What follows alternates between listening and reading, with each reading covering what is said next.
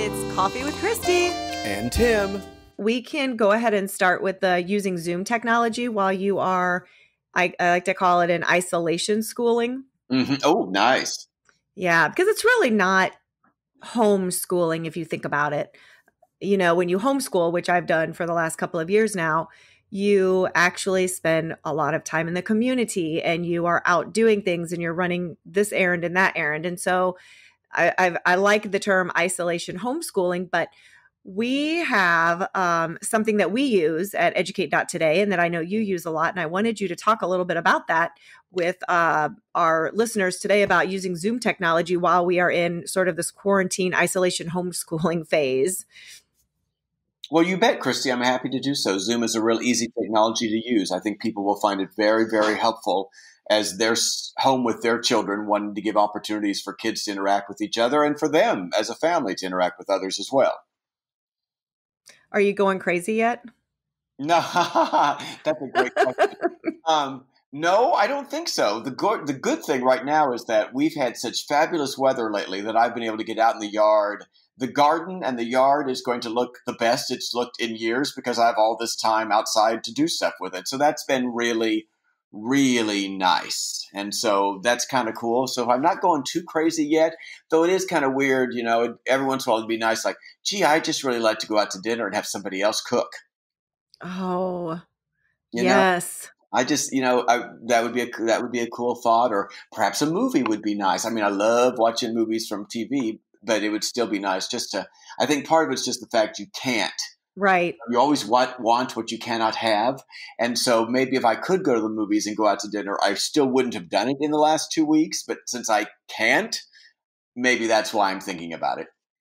I know, it's like just options. You don't have any anymore. So it's like when it's not there, you miss it, even though maybe you weren't using it to begin with. So yeah, I'm feeling it too. So talk to me a little bit. Let's tell our listeners what Zoom is. And they might be familiar with it because of Skype or something like that. But talk a little bit about what Zoom is. Well, Zoom is similar to Skype in the sense that it's a desktop software application that lets you do video conferencing one-on-one or with groups of people right from your laptop or your iPad and even your phone. It's a very user-friendly service. It works really well with all sorts of internet setups and internet connections and internet speeds. You can, if you want to, just be audio. You can, if you want to, be audio and video. You can, if you want to, just be two people talking back and forth. You can also share screens. So like if you had pictures you wanted to show somebody and they were on your computer, you could share them. If you had video you wanted to show somebody and it was on your computer, you could share that. So, and it's an extremely user-friendly system. And I know they're kind of like overwhelmed right now with the amount of people who've moved into Zoom, as would other probably video conferencing software folks of a similar nature. But there's some real good opportunities, whether you chose to Zoom or you are more of a Skype person or whatever. This is a real opportunity for you to utilize that so your kids can still connect with their friends. You could connect with other family members. You could even schedule time where you're going to get together from a school district perspective through Zoom meetings and Zoom webinars where a teacher could see all 25 kids in class at the same moment in time. Yeah. And it's free.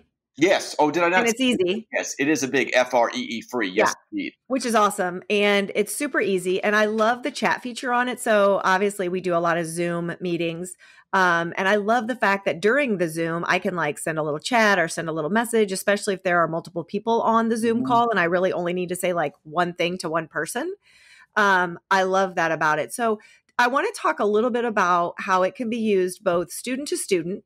Well, and group shares, sharing what maybe your homeschool group is doing, whether it's 1 kid, 2 kids, 4 kids, 6 kids, and then possibly parents using it for parent groups. So let's start with like student to student groups. What are some good techniques or maybe some good ways that our folks at home could use Zoom when just wanting to get students hooked back in with other students or friends? Well, for a moment, I'll assume you're a teacher and you're teaching from home. And so Zoom provides you the opportunity, if you want to, through either the meeting feature or the Zoom webinar feature, depending upon the type you have. And both of them are available for free, just at different kinds of grades of what you can do with them. But you could schedule quite easily the fact that on a daily basis, or maybe only on Monday, Wednesdays, and Fridays, just from 10 to 11 in the morning, or from 10:30 to 11 in the morning, or whatever, we're going to get together and just touch base with each other.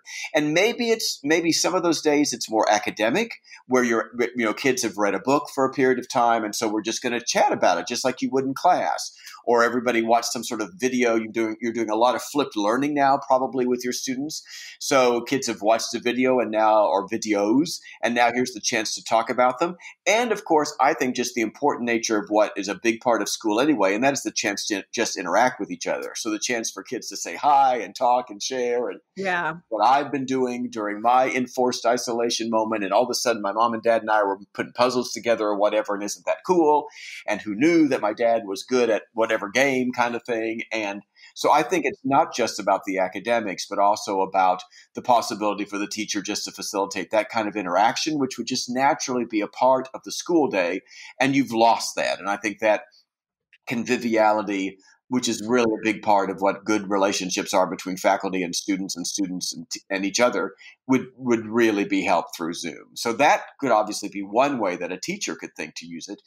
But I also think that parents could, obviously your kids have friends, and you could organize, I guess I could call them virtual play dates if you're thinking about younger kids, but they could also lead by virtual conversations or virtual sharing times, whatever you want to call it, for kids who are middle school and high school age. And again, it's the idea that they get together and they have the chance just to share with each other about what's going on, whatever they're doing. Plus, potentially, it could be related from the parent perspective too, to whatever they've learned with each other or learned independently, and to share that kind of thing. Kids are engaging in all sorts of conversation with their peers, probably via their phones, via text messages, maybe being FaceTime, maybe through the video games that they're playing online. For all I know, there's all sorts of Fortnite conversations going on and that kind of good stuff. And this would be an opportunity for parents to be part of the process of being there with kids as they have conversations and they share and the kids get together with their friends.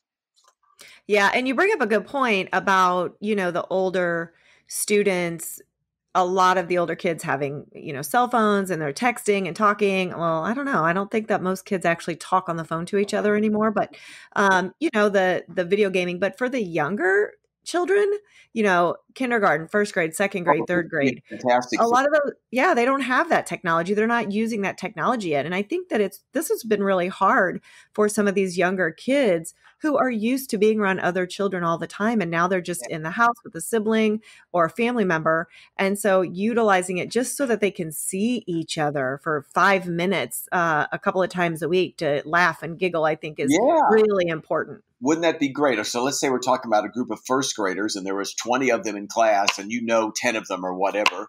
And you get on Zoom together, they chat with each other, they talk, they share, they laugh for 15 or 20 minutes. You can do the gallery view on Zoom, which would enable them to all see each other's faces, would be great.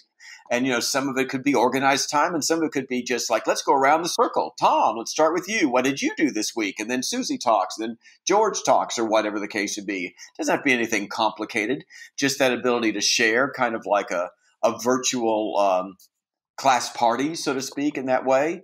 And the idea, maybe, I don't know, do we still have like room mothers and all that good stuff like they did when I was in school? Yeah, I'm pretty sure, yeah. That would be a really cool thing for room mothers to think about doing in coordination with the teacher, which would be really nice because every parent's not going to be able to do it. Some parents are going to be working from home, obviously. Some parents are still going to have to work depending upon what the nature of their job is. Obviously, our first responders, our physicians, all those good people are still working their normal shifts and not bigger, more complicated shifts now. So room mothers stepping up to do that and organize. But I especially think for kids who are even preschoolers, just have the chance to wave and chat with each other would be great.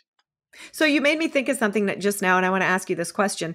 Do you think that the Zoom technology would be appropriate for middle and high schoolers, or would they be capable to be able to work it on their own without their parents? Because you just said there's a lot of parents working from home. So you've got some of these older kids that are just sort of working independently on their schoolwork to try to stay caught up. So is it a technology that you could say to your middle or high schooler, or if they came in and said, hey, mom, I'm going to do a Zoom call with, this friend and this friend and this friend, that it's something that they'd be able to handle? Oh, definitely. I think that would be no hassle at all for middle school kids and high school kids.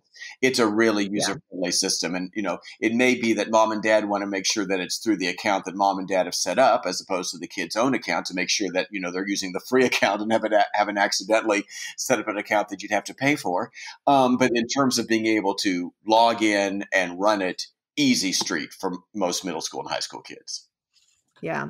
And, I got to put a little plug in for Educate.today. I think it's a phenomenal tool to use if you are connecting with parents and you're using the Educate.today resources, and you know that you're all watching certain videos, to just have a Zoom call and kind of have a 5 to 10 minute discussion about the content of the videos that you watched. Exactly. Like maybe you've just established a system where you're like, over the course of this week, we're going to watch the following 4 or 5 videos from Educate.today. And then on Friday, we're going to get together for an hour. We're going to share some time together. We're going to talk about what we saw, what we learned, what we're interested in.